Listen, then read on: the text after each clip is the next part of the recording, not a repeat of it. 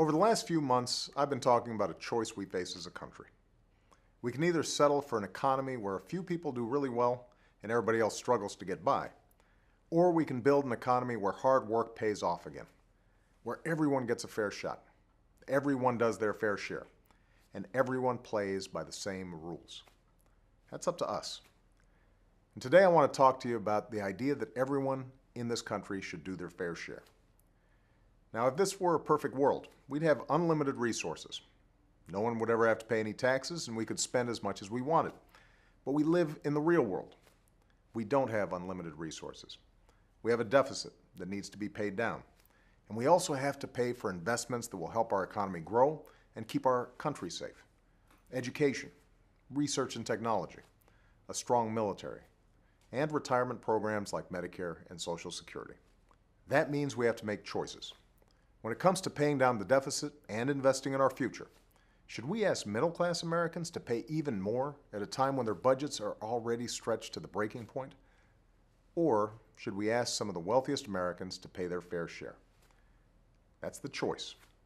Over the last decade, we've spent hundreds of billions of dollars on what was supposed to be a temporary tax cut for the wealthiest 2% of Americans. Now we're scheduled to spend almost $1 trillion more. Today, the wealthiest Americans are paying taxes at one of the lowest rates in 50 years. Warren Buffett is paying a lower rate than his secretary. Meanwhile, over the last 30 years, the tax rates for middle-class families have barely budged. That's not fair. It doesn't make any sense. Do we want to keep giving tax breaks to the wealthiest Americans, folks like myself or Warren Buffett or Bill Gates, people who don't need them and never asked for them? Or do we want to keep investing in the things that will grow our economy and keep us secure? Because we can't afford to do both. Now, some people call this class warfare, but I think asking a billionaire to pay at least the same tax rate as his secretary is just common sense. We don't envy success in this country. We aspire to it. But we also believe that anyone who does well for themselves should do their fair share in return, so that more people have the opportunity to get ahead, not just a few. That's the America I believe in. And in the next few weeks, members of Congress will get a chance to show you where they stand. Congress is going to vote on what's called the Buffett Rule. If you make more than $1 million a year, you should pay at least the same percentage of your income in taxes as middle-class families do.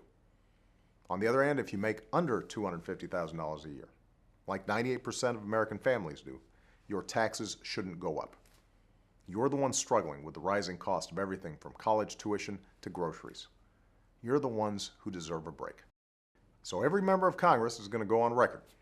And if they vote to keep giving tax breaks to people like me, tax breaks our country can't afford, then they're going to have to explain to you where that money comes from. Either it's going to add to our deficit, or it's going to come out of your pocket. Seniors will have to pay more for their Medicare benefits. Students will see their interest rates go up at a time when they can't afford it. Families who are scraping by will have to do more because the richest Americans are doing less. That's not right. That's not who we are. In America, our story has never been about what we can do by ourselves. It's about what we can do together. It's about believing in our future and the future of this country. So tell your members of Congress to do the right thing.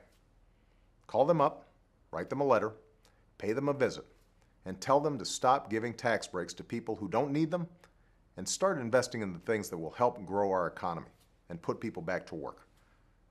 That's how we'll make this country a little fairer, a little more just, and a whole lot stronger. Thanks.